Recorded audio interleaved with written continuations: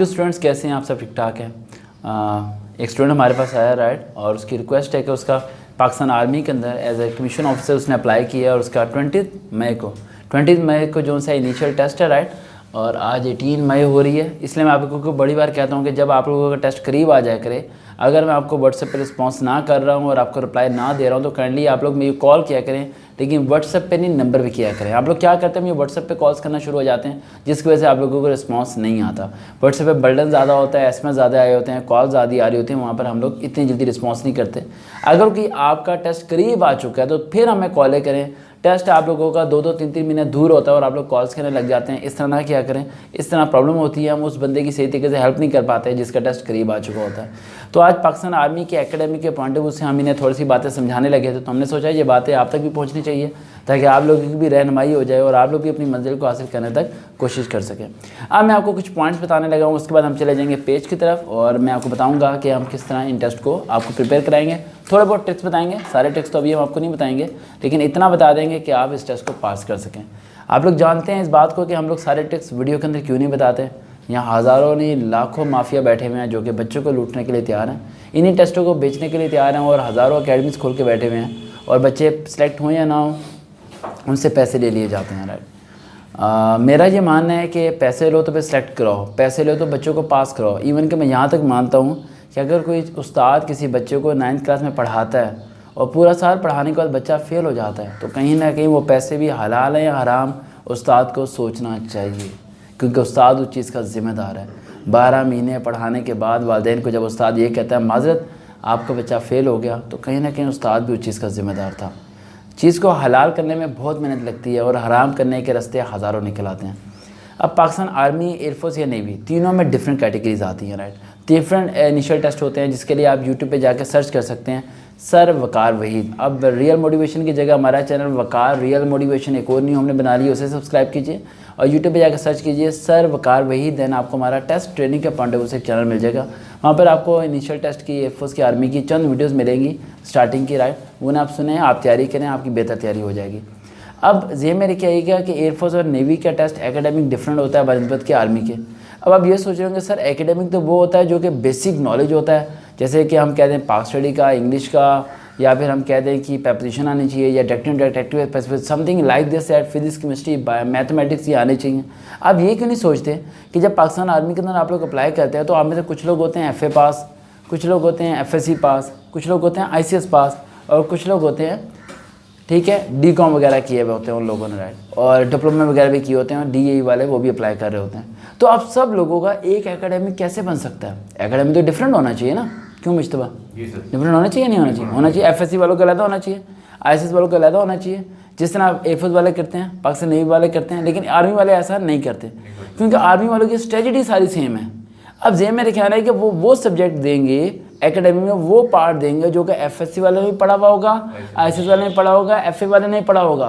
तो सबसे पहले तो अपने माइंड में ये बनाना कि जो डिग्री करके आप अप्लाई कर रहे हैं उस डिग्री के मुताबिक उन्होंने टेस्ट नहीं देना।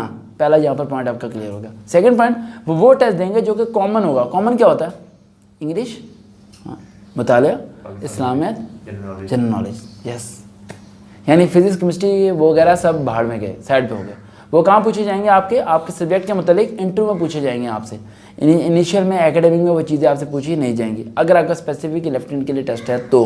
लेकिन अगर आपका वो टेक्निकल ब्रांच में या फिर इंजीनियरिंग ब्रांच में है तो उसका टेस्ट एकेडमिक डिफरेंट होगा, इस बात को ज़हन में रखिएगा।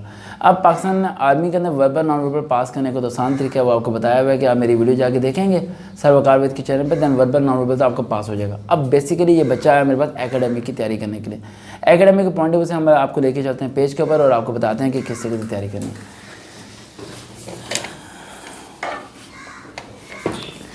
अच्छा मुश्तबा इधर देखना, आज हम चेयर रख लें, बेशक आप बैठ जाए। इस्लाम आपको जी बिल्कुल सही फोकस हो रहा है, पेज ऊपर से नज़र आना चाहिए। अच्छा एकेडमिक के अंदर आपने ये ध्यान रखना है कि पाक स्टडी,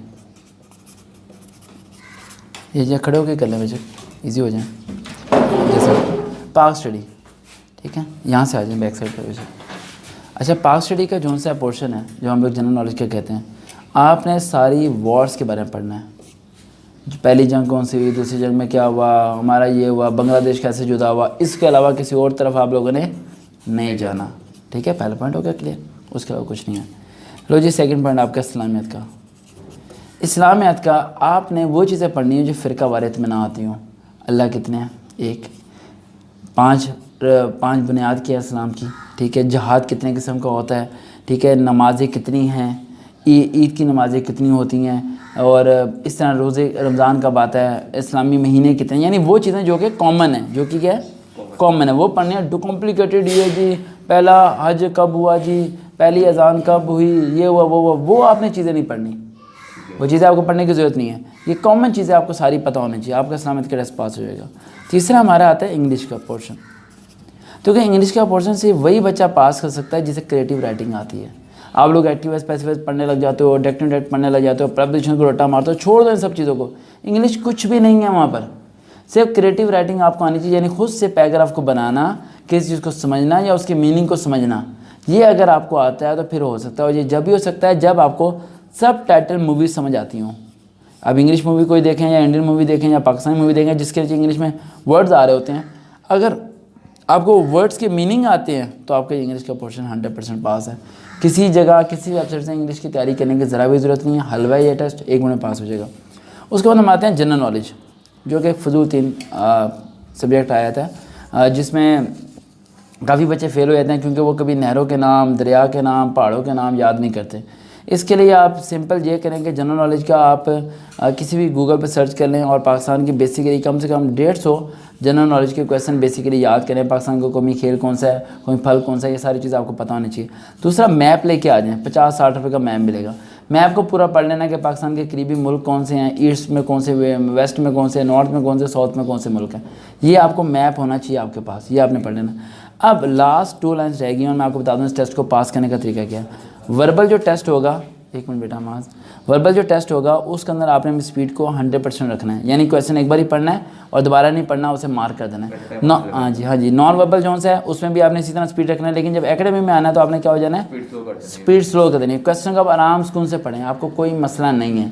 ठीक है, आप ये क्वेश्चन को आराम सुकून से पढ़ेंगे हो जाएगा। अब टेस्ट को पास कैसे करना है, ये तो हो गया लाइक तरीका। अब नालायक बंदे को उसने इनिशियल पास करना ही करना है, वो क्या करे, आपने कोशिश करना है एकेडमिक के जितने ऑप्शन हैं वो बी या सी में से चूज़ करना है जो आपको ना आता हो। ए और डी को चूज़ नहीं करना। सुनने वाले समझ आ रही है बेटा, ए और डी को चूज़ नहीं करना है एकेडमिक में, कोशिश करनी है बी और सी को। अगर आपको ना आता हो तो सारे बच्चे बी सी पे टिक लगाने लग जाते हैं। अगर ना आता हो तो बी सी, अगर आता हो तो फिर जो ऑप्शन है वही ऑप्शन है। अगर ना आता हो तो बी सी के अलावा किसी और को नहीं करना। पास होने के बाद SMS करना, हम कहेंगे बिरयानी और 1 बोतल पियेंगे लस्सी की।